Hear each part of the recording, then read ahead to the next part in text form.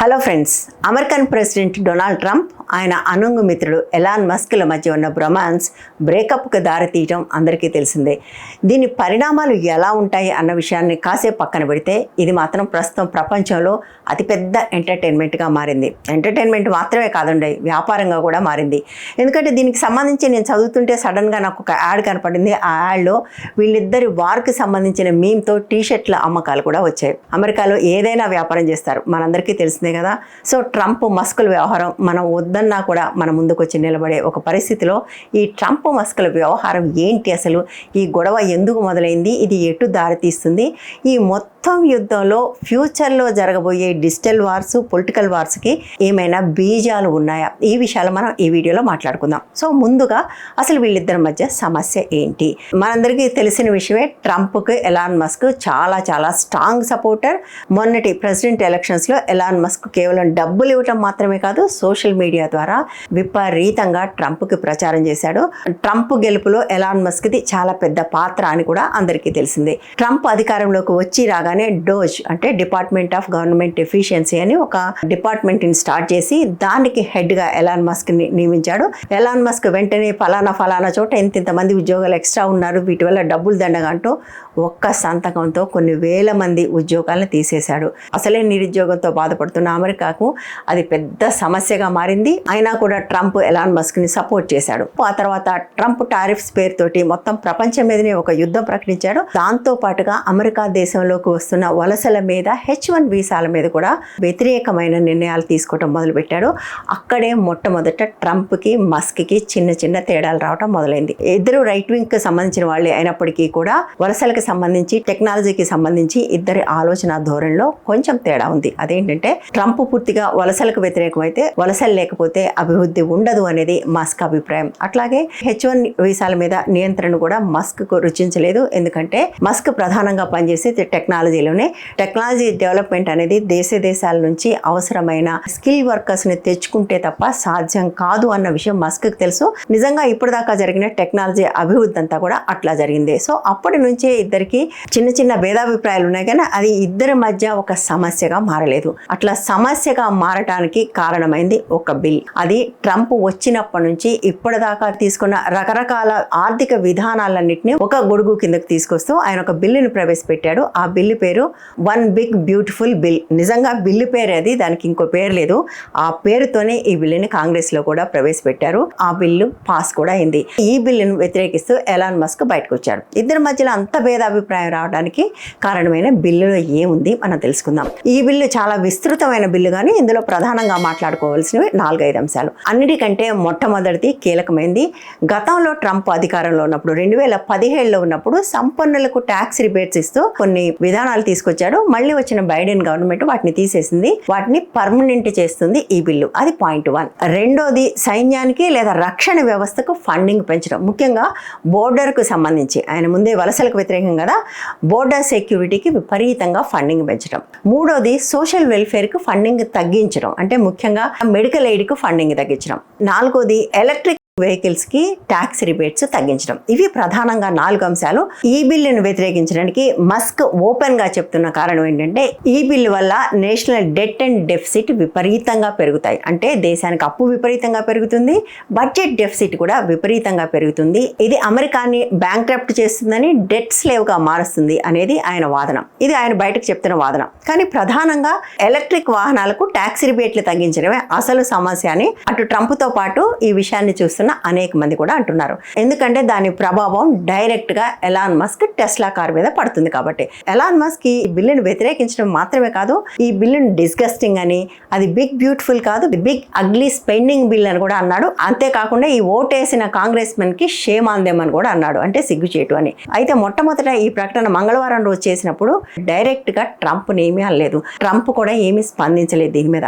కానీ ఒక రోజు తర్వాత ఎలాన్ మస్క్ ట్రంప్ మీద ట్వీట్ల వరద చేయడం మొదలుపెట్టాడు. ముఖ్యంగా 2012లోను 2013లోను అంటే ఇటువంటి ఆర్థిక విధానాల మీద ట్రంప్ చేసిన కమెంట్స్ ఏవైతే ఉన్నాయో వాటన్నిటిని బయటకు తీసి రీట్వీట్ చేయడం మొదలుపెట్టాడు. నిజానికి అప్పుడు కూడా రిపబ్లికన్స్ దాదాపుగా ఇటువంటి ఒక నిర్ణయమే తీసుకున్నారు. దాన్ని అప్పట్లో ట్రంప్ వ్యతిరేకించాడు. డెట్ సీలింగ్ని పెంచడము, డెఫిసిట్ని అలౌ చేయడం, ఇవన్నిటిని కూడా విమర్శిస్తూ ట్రంప్ చేసిన ట్వీట్స్ని మళ్ళీ ఆయన పెట్టడం మొదలుపెట్టాడు. ఈ ట్వీట్స్ మొదలుపెట్టిన కాసేపటికి ట్రంప్ ఒక ప్రెస్ కాన్ఫరెన్స్లో మాట్లాడుతూ ఎలాన్ మస్క్కి ఈ బిల్లులో ఏముందో ముందు నుంచి తెలుసు, ఇప్పుడు బయటకు వెళ్ళి ఇష్టం వచ్చినట్టుగా మాట్లాడుతున్నాడు.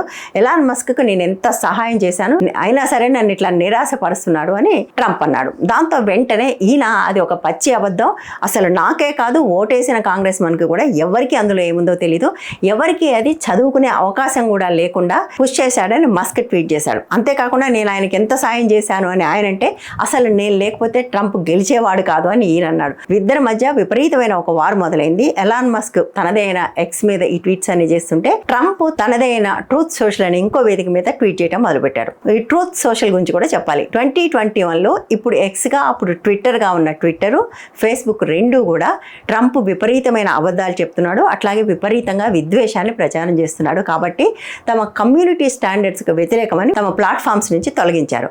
అప్పుడు ఆయన సొంతగా ఒక ప్లాట్ఫామ్ పెట్టుకున్నాడు, దాని పేరు ట్రూత్ సోషల్. సో ప్రస్తుతం ఆయన తన రాజకీయపరమైన అభిప్రాయాలన్నిటికీ ఆ ప్లాట్ఫామ్నే ఎక్కువగా వాడుకుంటాడు. Elon Musk has become crazy అంటే పిచ్చోడయ్యాడని కూడా ట్రంప్ అనేశాడు. ఒకవైపు ఎలాన్ మస్క్ నేను లేకపోతే ట్రంపే గెలిచేవాడు కాదు అంటుంటే ఈయన మాత్రం అసలు గవర్నమెంట్ సబ్సిడీలు లేకపోతే ఎలాన్ మస్క్కి బతికే లేదు. ఇంకో మాట కూడా ఉన్నాడు, అసలు బైడెన్ ఎందుకు రద్దు చేయలేదో నాకు ఇప్పటిదాకా అర్థం కాలేదని. దానికి వెంటనే మస్క్ సరే రద్దు చేయించొద్దామంటూ ఇటువైపు నుంచి రెండు కీలకమైన ప్రకటనలు చేశాడు. ఒకటి, ఎప్స్టైన్ ఫైల్స్లో ఏముందో బయటపడితే అందరి రంగు బయటపడుతుంది అనేది ఒకటైతే, రెండోది నాసాకు సేవలు అందిస్తున్న డ్రాగన్ స్పేస్ షిప్ని డీకమిషన్ చేస్తాను అని. ఎప్స్టైన్ ఫైల్స్ అనేది ఒక సెక్స్ రాకెట్కి సంబంధించిన అంశం. ఎప్స్టైన్ అనే వ్యక్తి అనేక మంది సెలబ్రిటీస్ తోటి, పొలిటీషియన్స్ తోటి చాలా సన్నిహితంగా ఉండి ఆ సెక్స్ రాకెట్ నడిపాడని బయటపడి ఆ తర్వాత అతను జైలుకి వెళ్ళి జైల్లో కూడా చనిపోయాడు. బట్ అది బయటకు వచ్చినప్పుడు అతనికి అత్యంత సన్నిహితంగా ఉన్న వ్యక్తుల్లో డొనాల్డ్ ట్రంప్ కూడా ఉన్నాడు. ఎందుకంటే అనేక పార్టీల్లో డొనాల్డ్ ట్రంప్ ఉన్నట్టుగా వీడియోలు, ఫోటోలు అప్పట్లో బయటకు వచ్చాయి. అయితే అందులో ఎలాన్ మస్క్ కూడా ఉన్నాడు. బట్ డొనాల్డ్ ట్రంప్ ఉన్న స్థాయిలో లేడు, కానీ బట్ అతను కూడా అతనితో సంబంధంలో ఉన్నాడు. సో అందులో ఏముందో, ఆ ఫైల్స్లో ఏవైతే ఉందో వాటన్నిటిని బయటపడితే కొంతమంది రంగు బయటపడుతుంది అనేది మస్క్ ట్వీట్. దాంతో పాటుగా డ్రాగన్ స్పేస్ షిప్ని కూడా డీకమిషన్ చేస్తాను అని. ఈ డ్రాగన్ స్పేస్ షిప్ ఏంటి, నాసా అంతరిక్షంలో మెయింటైన్ చేస్తున్న ఇంటర్నేషనల్ స్పేస్ సెంటర్కి నాసా నుంచి ఆస్ట్రోనాట్స్ని వాళ్ళకి అవసరమైన సప్లైస్, ఫుడ్ కావచ్చు, మిగిలిన పరికరాలు కావచ్చు, వాటన్నిటిని తీసుకుపోవడానికి ఒక స్పేస్ షిప్ కావాలి. ఆ స్పేస్ షిప్ ఎలాన్ మస్క్ చెందిన స్పేస్ ఎక్స్కి సంబంధించింది. ఎలాన్ మస్క్ చేయకముందు వాళ్ళు రష్యాకు సంబంధించిన స్పేస్ షిప్ వాడేవాళ్ళు. నేను వెంటనే దీన్ని డీకమిషన్ చేస్తాను అని ప్రకటించాడు. బట్ కాసేపటి తర్వాత మనసు మార్చుకొని నేను డీకమిషన్ నుంచి వెనక్కి వస్తున్నాను కూడా ప్రకటించాడు అనుకోండి. కానీ మొత్తంగా వెనక్కి తగ్గలేదు. ఒక రాజకీయ పార్టీ పెడితే ఎలా ఉంటుందని ఒక పోల్ కూడా కండక్ట్ చేశాడు ఎక్స్ వేదికగా. ఈ పోల్ ఏంటంటే అమెరికాలో ఉన్న 80% ప్రజలు, అంటే ది మిడిల్ అంటారు, కింద ఉన్న 10% పేదలు, పైనున్న 10% సంపన్నులు కాకుండా మధ్యలో ఉన్న 80% మిడిల్ క్లాస్ కోసం ఒక కొత్త పార్టీ అవసరం ఉందా లేదా అని పోల్ కండక్ట్ చేశాడు. దానికి ఒక 56 లక్షల ఓట్లు వస్తే అందులో 80% మంది అవసరం ఉంది అన్నారు. ఇది చాలా కీలకమైన అంశం. అమెరికాలో దాదాపుగా 80% మంది ప్రజలు థర్డ్ ఆల్టర్నేటివ్ కోసం చూస్తున్నారు అన్నదానికి ఇది ఒక ఇండికేషన్. ఎందుకంటే చాలా సంవత్సరాలుగా ఇది రిపబ్లికన్స్ ఆర్ డెమోక్రాట్స్ వీళ్ళు మాత్రమే అధికారంలో ఉంటున్నారు. చాలామందికి విసుగ్గా మారింది. ముఖ్యంగా యంగ్ పీపుల్ కంటే tech savvy, meme driven people ఎవరైతే ఉంటారో వీళ్లకు వీటి పట్ల ఒక అనాసక్తి ఉంది, నిరసన కూడా ఉంది. వాళ్ళు ఒక థర్డ్ ఆల్టర్నేటివ్ కోసం చూస్తున్నారనేది కొంతకాలంగా అమెరికాలో వినపడుతుంది. బట్ ఇప్పటికి అనేక సార్లు థర్డ్ ఆల్టర్నేటివ్స్ రావడానికి ప్రయత్నం చేసి విఫలమయ్యారు. ఎప్పుడు కూడా వాళ్ళు సక్సీడ్ కాలేదు. ఎందుకంటే అమెరికన్ పోలింగ్ వ్యవస్థనే చాలా క్లిష్టంగా ఉంటుంది. అందులో మాన్యూవర్ కావటం అంత ఈజీ కాదు. అవి రెండు గ్రాండ్ ఓల్డ్ సిస్టమ్స్ కాబట్టి వాళ్ళు మాన్యూవర్ అవుతున్నారు, కానీ వేరే వాళ్ళ పని చేయలేకపోతున్నారు. ఇక్కడ మస్క్ గురించి ఒక విషయం చెప్పుకోవాలి.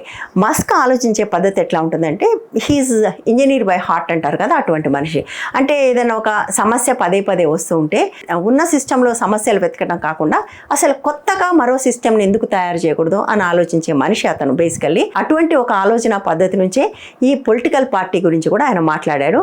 సో ఆ తర్వాత దానికి వచ్చిన ఓవర్వీల్మింగ్ రెస్పాన్స్ చూసి ముఖ్యంగా 80% ప్రజలు అనుకూలంగా ఓట్ చేయడంతో 80% పీపుల్ కోసం నేను పార్టీ అంటున్నానో వాళ్లే కోరుకుంటున్నారు. సో ఇట్స్ టైమ్ అని చెప్పి ఆ పార్టీకి ఒక పేరు కూడా అనౌన్స్ చేశాడు, ది అమెరికన్ పార్టీ అని. సో ప్రస్తుతం వీళ్ళిద్దరి మధ్యలో ఉన్న వివాదం ఇక్కడ దాకా వచ్చి ఆగింది. ఈ లోపల చాలా మంది కల్పించుకొని మీ ఇద్దరు కొట్లాడుకోవద్దు, మీరు మాట్లాడుకోవాలి, మీ ఇద్దరు పరిష్కరించుకోవాలి అంటూ కూడా ట్వీట్ చేయడం మొదలు పెట్టారు. బహుశా అటువంటి సయోధ్య ప్రయత్నాలు ఏమన్నా జరుగుతాయేమో మనకి ఇంకా తెలియదు. సో ఈ మొత్తం అంశాన్ని ఒక ఇద్దరు మనుషుల ఇగోగా మాత్రమే కాకుండా మొత్తంగా ప్రపంచవ్యాప్తంగా రాజకీయాలు జరుగుతున్న తీరుతెన్నులు, పట్టు కోసం వాళ్ళు ఎన్నుకుంటున్న వ్యూహాలకు సంబంధించి భవిష్యత్తు పొలిటికల్ వార్స్ ఎట్లా ఉండబోతున్నాయి అన్న దానికి సంబంధించి కూడా వీళ్ళిద్దరి మధ్య జరిగిన ఈ 2-3 రోజుల మాటల యుద్ధం లేదా సోషల్ మీడియా వార్ యుద్ధం కొన్ని కొత్త విషయాలను అయితే తప్పకుండా తెలియజేస్తుంది. ట్రంప్ ఒక ట్రెడిషనల్ పొలిటీషియన్, అంటే ఆయన పట్టంతా పీపుల్లోనే. అఫ్ కోర్స్ ఆయన కూడా డిజిటల్ మీడియాని వాడుకున్నాడు, కానీ ఆయన స్ట్రెంగ్త్ మొత్తం కూడా ట్రెడిషనల్ ఓల్డ్ స్టైల్ రిపబ్లికన్స్.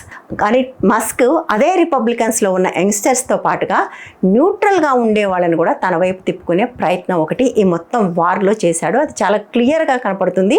ఏ పొలిటీషియన్కైనా ప్రజల్లోకి వెళ్ళటానికి కావాల్సింది మీడియా. ఆల్రెడీ ప్రజల అభిప్రాయం మీద ప్రభావం చూపించడంలో ట్రెడిషనల్ మీడియా కంటే కూడా సోషల్ మీడియా ఎక్కువ పనిచేస్తుందని మనం వింటూ ఉన్నాం. కాబట్టి ఇప్పుడు రాజకీయ నాయకులు సోషల్ మీడియా మీద పట్టు కోసం ప్రయత్నం చేస్తున్నారు. ముందు కానీ ఇదే ప్రధానమైన అంశంగా కానీ మారిపోతే ఖచ్చితంగా మస్క్ లాంటి వాళ్ళకి ఇందులో ఒక ఎడ్జ్ ఉండే అవకాశం ఉంది. ఈ అమెరికన్ పార్టీ రియలైజ్ అవుతుందా లేదా, ఇతను చివరి దాకా ఎలక్షన్ దాకా పోతారా లేదా అనేది ఎట్లా ఉన్నప్పటికీ కూడా ఈ ఎడ్జ్ వల్ల ఎన్నికల ఫలితాలను తీవ్రంగా ప్రభావితం చేసే అవకాశం ఉంది అన్నది మనందరికీ తెలుసు. అమెరికాలో మరింత నిజం కూడా. ఎందుకంటే గత 40 సంవత్సరాలుగా రిపబ్లికన్స్ పోతే డెమోక్రాట్స్ రావటం, డెమోక్రాట్స్ పోతే రిపబ్లికన్స్ రావటం జరుగుతుంది, కానీ ఇద్దరి మధ్యలో విపరీతమైన తేడా ఉండట్లేదు. చాలా చిన్నపాటి మెజారిటీలతోనే వాళ్ళు గెలుస్తూ ఉన్నారు. ఇద్దరి మధ్యలో ఓట్ల శాతం పెద్దగా తేడా ఉండట్లేదు. ముఖ్యంగా ఏవైతే స్వింగ్ స్టేట్స్ అంటారో ఆ స్వింగ్ స్టేట్స్లో వచ్చే ఓట్లను బట్టి మాత్రమే ఎవరు అధికారంలోకి వస్తారనే నిర్ణయం అవుతుంది. సో మస్క్ లాంటి ఒక వ్యక్తి దీన్ని సీరియస్గా తీసుకుంటే తప్పకుండా స్వింగ్ స్టేట్స్లో ఆ ఎలక్షన్ని తారుమారు చేసే అవకాశం ఉంది. లేదా అట్లా తారుమారు చేయటం వల్లనే ఆల్రెడీ ట్రంప్ గెలిచాడా? ట్రంప్ అతని మద్దతుని పోగొట్టుకుంటే మళ్ళీ 2026లో వచ్చే మిడ్ టర్మ్ ఎలక్షన్స్లో ఆ ఎడ్జిని పోగొట్టుకునే అవకాశం ఉందా? సో సోషల్ మీడియా వరకు వస్తే ఎలాన్ మస్క్కి ఖచ్చితంగా ఎడ్జ్ ఉంది. ఒకప్పుడు ఫాక్స్ న్యూస్ లాంటివి రాజకీయాలను ఇన్ఫ్లుయెన్స్ చేయడంలో చాలా పెద్ద రోల్ ఎట్లా అయితే ప్లే చేశాయో, ఇప్పుడు సోషల్ మీడియా, అందులో ప్రధానంగా ఎక్స్ లాంటివి అటువంటి రోల్ ప్లే చేసే అవకాశం ఉన్న నేపథ్యంలో ట్రంప్ మస్క్ల మధ్య ఏం జరగబోతుంది అనేది డెఫినెట్గా ఆసక్తికరంగా ఉంటుంది. ఎందుకంటే అది వాళ్ళిద్దరి ఇష్యూ మాత్రమే కాదు, మొత్తంగా ముందు ప్రపంచంలోనే రాజకీయాలు ఎట్లా ఉండబోతున్నాయి అనటానికి ఇది ఒక సూచన కూడా అవుతుంది. కాబట్టి అందరూ ఆసక్తిగా గమనిస్తున్నారు. అందుకోసమే నేను కూడా ఈ వీడియో చేశాను. అయితే ముగించే ముందు ఒక విషయం చెప్పాలి. ట్రంప్ తప్పకుండా తన ప్రియమిత్రుడు మోదీ నుంచి పాఠాలు నేర్చుకోవాల్సిన అవసరం ఉందనిపించింది. ఇక్కడ చూడండి, 11 సంవత్సరాలైంది మోదీ అదాని, చాలా మంది ముద్దుగా వాళ్ళని మోదాని అని కూడా అంటారు కదా. 11 సంవత్సరాలుగా చిన్నపాటి పొరపచ్చం కూడా లేకుండా ఎంత సఖ్యతగా ముందు పోతున్నారు. మిగిలిన విషయాలు ఎట్లా ఉన్నా ఈ విషయంలో మాత్రం ట్రంప్ తప్పకుండా మోదీ నుంచి నేర్చుకోవాల్సిన అంశం అని నేను అనుకుంటున్నాను. ఈ వీడియో మీకు నచ్చితే లైక్ చేయండి, షేర్ చేయండి, ఛానల్ని సబ్స్క్రైబ్ చేయండి.